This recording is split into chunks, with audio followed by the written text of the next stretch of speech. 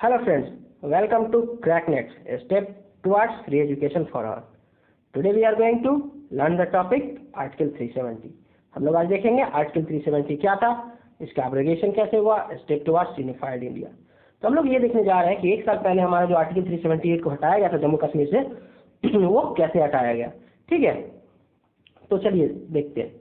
इसमें हमारा सबसे पहला पॉइंट जो आएगा वो आर्टिकल 370 खुद इटसेल्फ। तो हम लोग देखेंगे कि आर्टिकल 370 है क्या। तो आइए देखते हैं आर्टिकल 370 क्या है।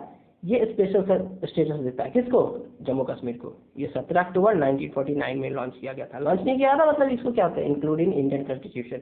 ठीक है, स्पेशल राइट देता है जम्मू कश्मीर के सिटीजन को।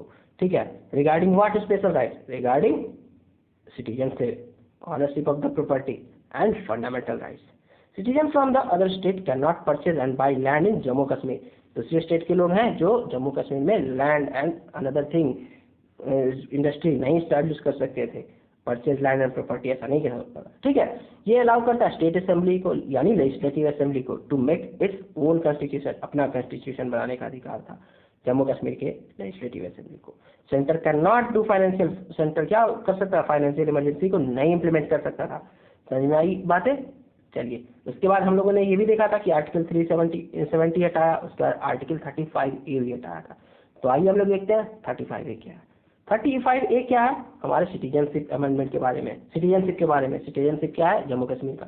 तो इसके तहत क्या था कि 14 मई, इस डेट को याद रखिए, 14 मई 1954, 14 मई 1954 को जो लोग सिटीजन थे जम्मू कश्मीर के वही सिटीजन ऑफ जम्मू कश्मीर रहेंगे। उसके बाद कोई एक्स्ट्रा आदमी जम्मू कश्मीर का सिटीजन नहीं हो सकता। और उसके पहले जो 10 साल से रह रहे थे वो, मतलब कि इस कैटेगरी में जो 14 मई की कैटेगरी में लाई करते हैं वही सिटीजन रहेंगे जम्मू कश्मीर के, और उन्हें स्टेट गवर्नमेंट में जॉब मिलेगी और उन्हें प्रॉपर्टी का राइट होगा, स्कॉलरशिप, सेटलमेंट ऑफ स्टेट, मतलब जो भी प्रॉपर्टी है उन्हीं को मिलेगा। ठीक है, जो भी जम्मू कश्मीर का स्पेशल स्टेटस वगैरह सब 14 मई 1954 के लोगों को ही मिलेगा। समझ में आया। चलो तो हम लोग इसके आगे देखते हैं कि इसका ये रीजन क्या था स्क्रैप करने का। स्क्रैप करने का तो बहुत रीजन है। यहाँ पे ह्यूमन राइट एंड इक्वलिटी के अगेंस्ट काम होता था।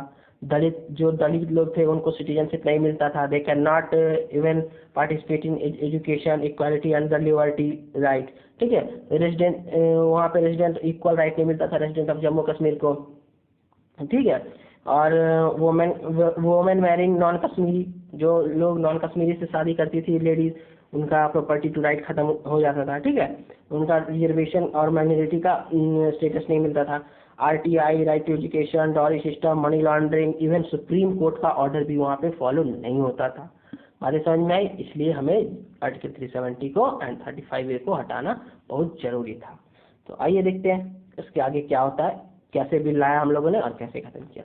इसको बोलते हैं रीऑर्गेनाइजेशन बिल यानी पुनर्गठन, इसको हिंदी में बोलते हैं पुनर्गठन।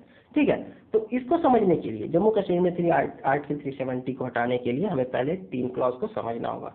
फर्स्ट है आर्टिकल 370 का क्लॉज नंबर 3, आर्टिकल 370 का क्लॉज नंबर 1 एंड आर्टिकल 367। ये देखिए आपका आगे कौन सा, आर्टिकल 367। यहाँ तक बातें समझ गई। इन तीनों आर्टिकल को आप लिख लीजिए कॉपी में। कौन कौन सा आर्टिकल है, आर्टिकल 367, ठीक है, article 370 clause 3 and article 370 clause number 1। आइए इसको देखते हैं, इसको अच्छे से समझते हैं। आर्टिकल 370 में बोलता है कि अमेंडमेंट कौन कर सकता है, conference of the constituent assembly. Constituent assembly कौन था और उसके मेंबर कौन थे, जिन्होंने जम्मू कश्मीर के कॉन्स्टिट्यूशन को बनाया, उनको हम लोग कॉन्स्टिट्यूएंट असेंबली।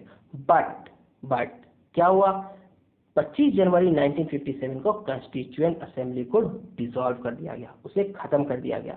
तो अब हमारे पास कॉन्स्टिट्यूएंट असेंबली नहीं है, तो इसका मतलब आर्टिकल 370 नहीं हट सकता है। लोगों ने ऐसा इंटरप्रेट किया, लेकिन आर्टिकल 370 एक क्लॉज नंबर 1 में बोला गया है कि president of India in specific matter they can interpret, Jammu Kashmir के बिहार पे वो डिसीजन ले सकते हैं और आर्टिकल 370 के रिस्पेक्ट में भी डिसीजन ले सकते हैं। तो उन्होंने क्या किया, आर्टिकल 371 का यूज करते हुए उन्होंने क्या किया कि आर्टिकल 367 के अंतर्गत क्या बोला कि constituent assembly of Jammu Kashmir now become legislative assembly. यानी उन्होंने क्या किया, कॉन्स्टिट्यूएंट असेंबली को किसके बराबर कर दिया, लेजिस्लेटिव असेंबली को, क्योंकि कॉन्स्टिट्यूएंट असेंबली तो वहाँ थी ही नहीं, तो उन्होंने कॉन्स्टिट्यूएंट असेंबली को लेजिस्लेटिव असेंबली बना दिया। प्रेसिडेंट साहब ने इतना काम किया। तो अब कॉन्स्टिट्यूएंट असेंबली लेजिस्लेटिव असेंबली तो बन गया, लेकिन वहाँ पर तो कोई ये नहीं था, उस टाइम पे गवर्नमेंट थी नहीं, वहाँ पे राज्यपाल शासन था। ठीक है, तो जब वहाँ पे राज्यपाल शासन था तो कॉन्स्टिट्यूएंट असेंबली का पावर किसको मिलेगा, बताओ, उसका कमेंट करके बताइए, उसका पावर किसे मिलेगा, उसका पावर मिलेगा गवर्नर को। तो गवर्नर साहब ने क्या किया, उन्होंने प्रेसिडेंट को बोला, मतलब गवर्नर साहब के पास आ गया किसका पावर, लेजिस्लेटिव असेंबली का पावर। यहाँ तक बातें समझ में आई। ये देखो जम्मू कश्मीर का प्यारा सा मैप है। ठीक है, तो आगे हम लोग देखते हैं। तो उसके बाद फिर क्या हुआ, नेक्स्ट टॉपिक है कि आर्टिकल 370 को हम लोगों ने कैसे स्क्रैप किया। ठीक है, इसे कैसे खत्म किया। तो इसको खत्म करने के लिए कॉन्स्टिट्यूएंट असेंबली को हम लोग लेजिस्लेटिव असेंबली बनाया, जो कि कॉन्स्टिट्यूएंट असेंबली चूंकि 25 जनवरी 1957 को खत्म हो गई थी, इसका मतलब हमारे पास कोई कॉन्स्टिट्यूएंट असेंबली है नहीं। तो हम लोगों ने प्रेसिडेंट के रूल के हिसाब से कॉन्स्टिट्यूएंट असेंबली को लेजिस्लेटिव असेंबली में बदल दिया। तो अब लेजिस्लेटिव असेंबली के पास पावर है, यानी गवर्नर के पास पावर है। ठीक है, तो गवर्नर के पास पावर है, तो उन्होंने एक भारत गवर्नमेंट को बोला कि जम्मू कश्मीर एंड लद्दाख को क्या किया जाए, यूनियन टेरिटरी बना दिया जाए। ठीक है, तो देखिए क्या होता है। तो उसके बाद क्या एब्रोगेशन के बाद ऐसा क्या हुआ कि क्या इससे फायदा हुआ, ये आफ्टर एब्रोगेशन आर्टिकल 370 तो Jammu Kashmir become union territory, Jammu Kashmir को क्या यूनियन टेरिटरी बना दिया गया। ठीक है, और उसके बाद यहाँ पे डुअल सिटीजनशिप हटा दिया गया, 2 flag and separate law of Jammu Kashmir को हटा दिया गया। सेंट्रल लॉ, जो सेंटर का जो लॉ है वो डायरेक्टली इम्प्लीमेंट होने लगा उस पर। ठीक है, जम्मू कश्मीर एंड लद्दाख पे। ठीक है, Indian citizen from another state can buy land and property, police will manage by the centre, police को कौन मैनेज करेगा, सेंटर मैनेज करेगा। ठीक है, इलेक्शन एवरी 5 ईयर्स पे, पहले 6 साल पे होता था, अब 5 साल पे होगा। ठीक है, और वहाँ का हेड कौन होगा, लेफ्टिनेंट जनरल, लेफ्टिनेंट गवर्नर, मतलब कि उपराज्यपाल, इसको आप बोल सकते हैं। यहाँ तक बातें समझ में आई। अब देखिए उसके बाद क्या हुआ कि हमारे पास ये आया आर्टिकल, मतलब ये हमारा आर्टिकल पहले से था, तो किसी ने बोला कि मतलब आर्टिकल कैसे, किस आर्टिकल पे ये हम लोगों से जम्मू कश्मीर को यूनियन टेरिटरी बना दिया, लद्दाख को।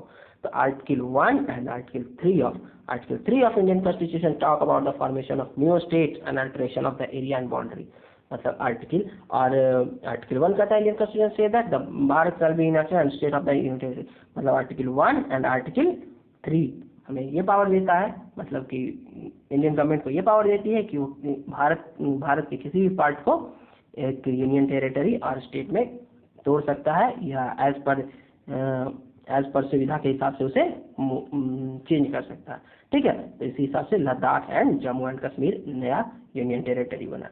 ठीक है, तो अब देखिए इन सारे स्लाइड्स में हमारे पास समझने वाली क्या बात है, जो हमें इन सारे स्लाइड से जो बातें क्लियर होकर आती है lastly at the end of the class. ये देखिए लास्टली हमारे पास क्या आता है एंड ऑफ द क्लास में, मैं बताता हूँ आपको।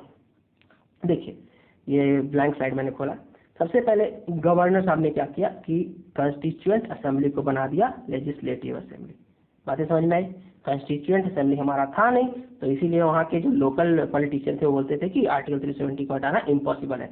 बट क्योंकि प्रेसिडेंट के पास पावर था, उन्होंने कॉन्स्टिट्यूएंट असेंबली को क्या बना दिया, लेजिस्लेटिव असेंबली बना दिया। इतनी बातें समझ में आई। और लेजिस्लेटिव असेंबली तो वहाँ पे था नहीं, वहाँ पे गवर्नर साहब थे, तो सारा पावर किसके हाथ में आएगा, गवर्नर के पास। और गवर्नर क्या था, हमारे रूलिंग पार्टी यानी जो गवर्नमेंट थी उनका आदमी था। तो उन्होंने बोला कि इसको हटा देना आर्टिकल 370 और इसको एब्रोगेशन करना। यहाँ तक बातें समझ में आई। उसके बाद हमारा ये पूरा टॉपिक खत्म होता है। अगर कुछ डाउट है तो आप हमसे पूछ सकते हैं, आप हमें कमेंट कीजिए। और अगर आप फिर से देखना चाहते हैं स्लाइड्स को तो एक बार आप जहाँ पे चाहें आप स्क्रीनशॉट ले सकते हैं।